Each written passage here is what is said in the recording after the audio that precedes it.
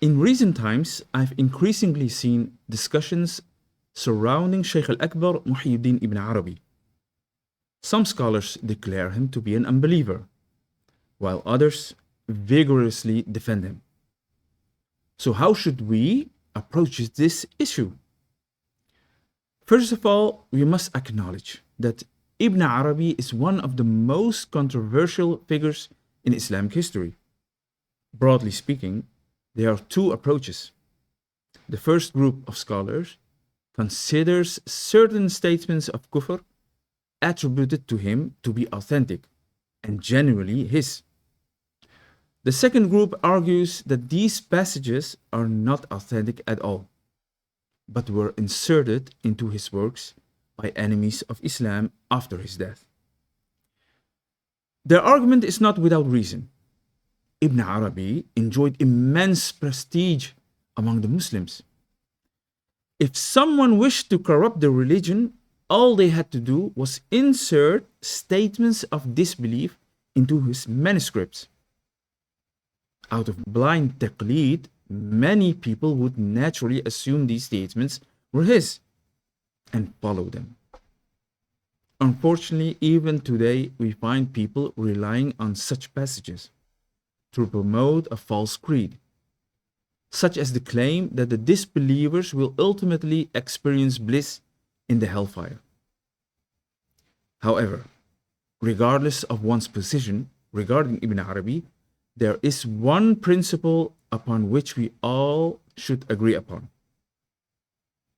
Any statement that clearly contradicts the creed of Ahl Sunnah must be rejected. Whether that statement is attributed to Ibn Arabi, Ibn Taymiyyah, or any other scholar makes no difference at all. The highest authority belongs to the word of Allah. Our love for individuals must never take precedence over divine revelation. Personally, I regard Ibn Arabi as a neutral case. There are two competing historical narratives concerning him. For that very reason, this matter should be approached through the principles of Islamic jurisprudence and judicial procedure, and not through emotion. Islamic law establishes an important legal principle. Whenever there exists a valid legal interpretation that preserves a Muslim from being declared an unbeliever, a judge is obligated to adopt that interpretation. This is precisely where the testimony of Imam Abdul Wahhab al-Sha'rani rahmatullah alayh becomes extremely significant. He states that he personally examined the manuscripts of Ibn Arabi, in which the well-known statements of kufr were entirely absent. This is not merely an opinion. It is the testimony of a trustworthy scholar regarding something he personally witnessed.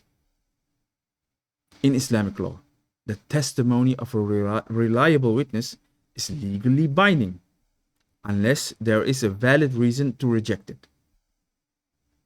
Imam al-Sha'rani was not expressing an interpretation or offering his personal view. He was reporting what he had directly observed, something that is not open to reinterpretation.